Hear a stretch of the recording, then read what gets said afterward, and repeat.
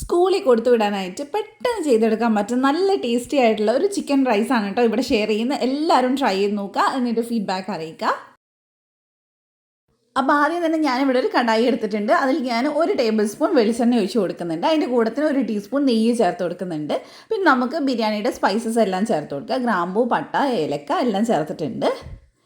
അതിൻ്റെ കൂടെ തന്നെ നമ്മൾ ഇഞ്ചി വെളുത്തുള്ളി ചതച്ച് ചേർക്കേണ്ട. ഒരു 4-5 വെളുത്തുള്ളി ഉണ്ടാവും, ഒരു ചെറിയ കഷ്ണം ഇഞ്ചി ഉണ്ടാവും. നന്നായിട്ട് നമുക്കിനി ഇതൊന്ന് മൂപ്പിച്ചെടുക്കാം. അപ്പോൾ നന്നായിട്ട് നമ്മളിത് മൂപ്പിച്ചെടുത്തിട്ടുണ്ട്. ഇതിലേക്ക് നമുക്ക് 2 സവാള ചേർത്ത് കൊടുക്കാം.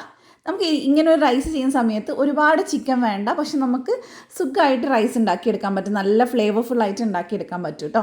അപ്പോൾ നമ്മൾ ഇതിലേക്ക് ആവശ്യത്തിനുള്ള ഉപ്പും കൂടെ ചേർത്തിട്ട് നന്നായിട്ട് ഇതിനൊന്ന് വഴറ്റിയെടുക്കുന്നുണ്ട്. അപ്പോൾ ഇത് നമ്മൾ വഴറ്റിയെടുത്തിട്ടുണ്ട്. ഈ ഒരു പരുവാകുമ്പോൾ ഇതിലേക്ക് നമുക്ക് 1 ടീസ്പൂൺ മല്ലിപ്പൊടി ചേർത്ത് കൊടുക്കാം. 1 ടീസ്പൂൺ കാശ്മീരി മുളക് പൊടിയാണ് കേട്ടോ. എരിവുള്ളതാണെങ്കിൽ ഒരു 3/4 ടീസ്പൂൺ മതി. കുറച്ച് മഞ്ഞൾപ്പൊടി, ഒരു 1/2 ടീസ്പൂൺ കുരുമുളക് പൊടി, 1/2 ടീസ്പൂൺ ഗരം മസാല ചേർത്തിട്ടുണ്ട്. എല്ലാം കൂടെ പച്ചമണം മാറുന്നത് വരെ ഒന്ന് വേവിച്ചെടുക്കുക. ഇനി ഇതിലേക്ക് നല്ല പഴുത്ത തക്കാളി, അത്യാവശ്യം മീഡിയം സൈസിലുള്ള ഒരു തക്കാളിയാണ് കേട്ടോ, അത് ചേർത്ത് കൊടുക്കുന്നുണ്ട്. ചെറുതാണെങ്കിൽ 2 എണ്ണം ചേർത്ത് കൊടുക്കണം. പിന്നെ കുറച്ച് കറിവേപ്പില ഇട്ടിട്ടുണ്ട്. തക്കാളി നന്നായിട്ട് സോഫ്റ്റ് ആവുന്ന നേരം ഒന്ന് വേഗം ഒന്ന് വഴറ്റിയെടുക്കാം. ഇനി ഇതിലേക്ക് നമുക്ക് കുറച്ച് മല്ലിയിലയും പുതിനയിലയും കട്ട് ചെയ്ത് ചേർത്ത് കൊടുക്കുക. അതോടെ ചേർത്തിട്ട് നന്നായിട്ട് മിക്സ് ചെയ്യുക. ഇനി ഇതിലേക്ക് നമുക്ക് ചിക്കൻ ചേർത്ത് കൊടുക്കുക. ബോൺലെസ് പീസ് ഉണ്ടെങ്കിൽ അത് ചേർത്ത് കൊടുക്കുക. അതല്ലെങ്കിൽ ഇതുപോലെ ചെറിയ പീസായിട്ട് ഒരു 5-6 പീസ് ചിക്കൻ ചേർത്ത് കൊടുത്താൽ മതി. ഇനി ഒരു 1.5 ടേബിൾ സ്പൂണോളം തൈര് ചേർത്ത് കൊടുത്തിട്ടുണ്ട്. നന്നായിട്ടൊന്ന് മിക്സ് ചെയ്തെടുക്കുക. അപ്പോൾ ഞാനിത് 2 കപ്പ് അരിയുടെ അളവിലാണ് കേട്ടോ ഞാൻ ഈ ഒരു ചോറ് ചെയ്യുന്നത്. അപ്പോൾ നല്ലപോലെ മിക്സ് ചെയ്തിട്ട് ഇതിനെ ഞാൻ അടച്ച് വെച്ചിട്ട് ഒരു 5 മിനിറ്റ് ഒന്ന് കുക്ക് ചെയ്തെടുക്കുന്നുണ്ട് മീഡിയം ഫ്ലെയിമിൽ. അപ്പോൾ ഇത് 5 മിനിറ്റ് കുക്ക് ചെയ്തിട്ടുണ്ട് കേട്ടോ. ബ്രസ്റ്റ് പീസ് ആണെങ്കിൽ ഇങ്ങനെ കുക്ക് ചെയ്യേണ്ട ആവശ്യമില്ല, ഡയറക്റ്റ് ചോറിൻ്റെ കൂടെ തന്നെ വെന്തോളും. അപ്പോൾ നല്ലപോലെ നമ്മളിത് മിക്സ് ചെയ്ത് നമുക്ക് കൊടുക്കാം. ഇനി ഇതിനകത്തോട്ട് ഞാൻ നല്ല തിളച്ച വെള്ളമാണ് ഒഴിച്ചു കൊടുക്കുന്നത്. 1 കപ്പ് അരിക്ക് 2 കപ്പ് വെള്ളം എന്നുള്ള കണക്കിൽ 4 കപ്പ് വെള്ളം ഞാൻ ഒഴിച്ചു കൊടുത്തിട്ടുണ്ട്. അപ്പോൾ നന്നായിട്ട് മിക്സ് ചെയ്തെടുക്കുക. ഈ സമയത്ത് ഉപ്പ് നോക്കുക, ഉപ്പ് കുറച്ചൊന്ന് മുന്നിട്ട് നിൽക്കണം, എന്നാലേ ചോറിന് ഉപ്പ് ഉണ്ടാവുള്ളൂ. അപ്പോൾ ഉപ്പ് ചേർത്തിട്ട് നമുക്ക് നല്ലോണം മിക്സ് ചെയ്തെടുക്കുക. അരി നമ്മൾ ഓൾറെഡി കഴുകി വെച്ചിട്ടുള്ള അരിയാണ്, കുതിർത്തി വെച്ചിട്ടൊന്നുമില്ല.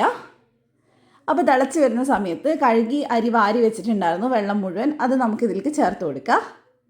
അപ്പോൾ ഞാനിവിടെ സാധാരണ ബിരിയാണി ഉണ്ടാക്കുന്ന ചെറിയ അരി ഉണ്ടല്ലോ, അതാണ് എടുത്തിട്ടുള്ളത്. അപ്പോൾ നല്ലപോലെ മിക്സ് ചെയ്തെടുക്കുക.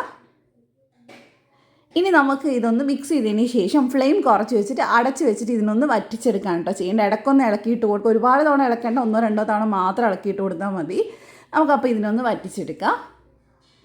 അപ്പോൾ ഇതിപ്പോൾ നന്നായിട്ട് വെന്ത് വന്നിട്ടുണ്ട്. ഇപ്പോൾ ഈ സമയത്ത് ചോറ് അത്യാവശ്യം ഒന്ന് കുഴഞ്ഞ പോലെ വേണം ഇരിക്കാനായിട്ട്, എന്നാലേ ചൂടാറുന്ന സമയത്ത് കറക്റ്റായിട്ട് ആ വേവ് നമുക്ക് കിട്ടുള്ളൂ. ഉച്ചവരെ ഇരിക്കേണ്ടല്ലോ ലഞ്ച് ബോക്സിലേക്ക് കൊടുത്ത് വിടുമ്പോൾ.